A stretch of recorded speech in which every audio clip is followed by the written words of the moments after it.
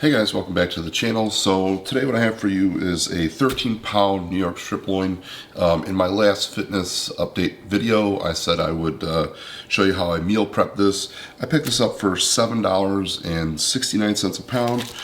This is USDA Choice. Choice is probably the way you want to go if you want to save a little money and cut down on your calories by reducing the fat content. First thing I'm going to do is go ahead and cut this thing open and pat it dry. So I went ahead and removed this from the packaging and patted it dry.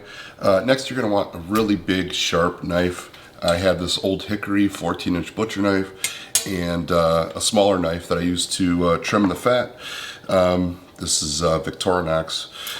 And then I have a black knife sharpener. I saw this on YouTube, bought a couple, and they work out really well. Basically just tune up my knives every time before I use them. I cut them about the width of the blade, about 2 inches. So start with a nice size here. Go to the about right here. Let's see. All right.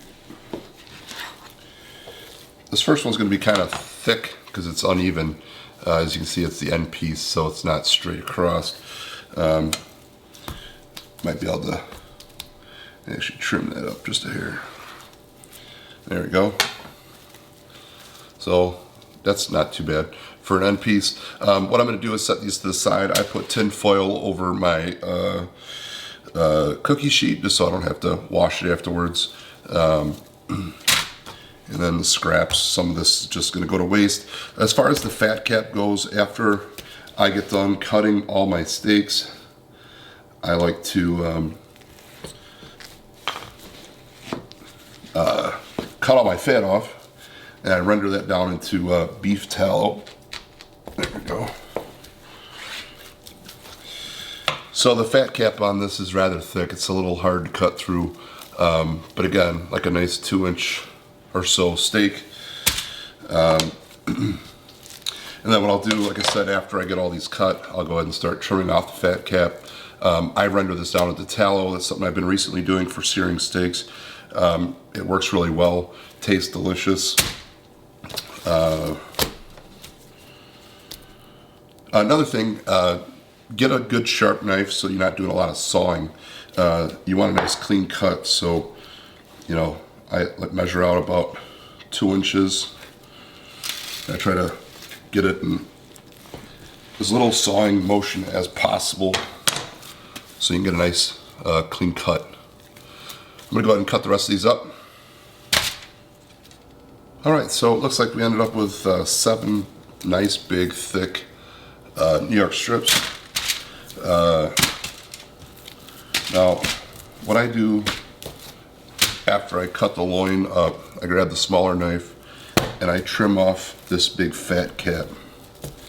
So try not to take any more meat off of it than you have to. Alright, so this is basically what you're going to end up with. Basically a New York strip with minimal fat left. A little bit in the corner here. And a pile of fat. Try to leave as much meat as you can. I'm going to go ahead and finish up the rest of these steaks. Alright, so guys, we have all of our steaks trimmed up. As good as they're going to get. If you take your time, you can really get this fat cap off with minimal meat left behind. I'm in a little bit of a hurry. It's, I don't know, going on 10 o'clock at night here, so late night meal prep. So what I'm going to do is go ahead and weigh out the fat. I know some people are probably curious of the 13 pounds, how much of it is fat. And I'm a little curious too. Like I said, I render this down into tallow, which I'll be doing tomorrow. It'll be like tomorrow's project. But let's see what we got here. Alright.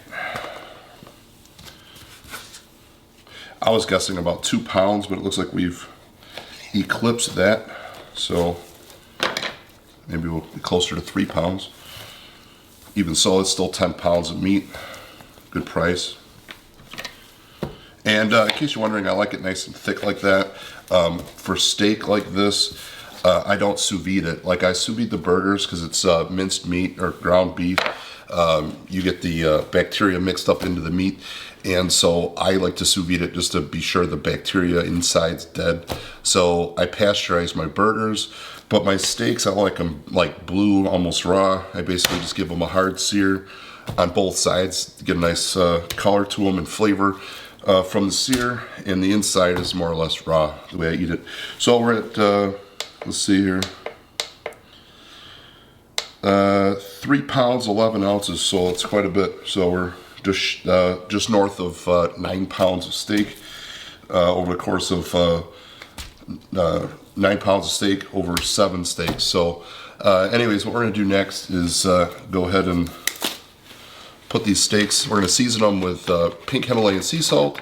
We're gonna put them in these bags, and we're gonna go ahead and seal them in the chamber sealer. So I just put a liberal amount of salt on here. It's pretty hard to oversalt a piece of meat like this size.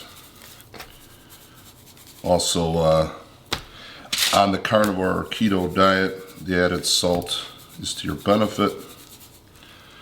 That way you don't have to resort to like drinking broth or whatever. Get all your salt on your food. Alright, so we just go ahead and stuff these in the bag. Takes just a few minutes. Takes about 30 seconds or so to chamber seal each one of these. So really not a whole lot of meal prep time. I did the burgers earlier, a little bit earlier. I just got them, pulling them out of the sous vide, started cooking them. Cooked them for like about 3 hours. Make sure they're good and pasteurized. I also just finished up some bacon, which I'll show you here in a second, which is absolutely fantastic. I bake my bacon, so like 325 degrees, about 20 minutes, 25 minutes, usually does the trick. I thought I smelled some bacon fresh out of the oven. Yum.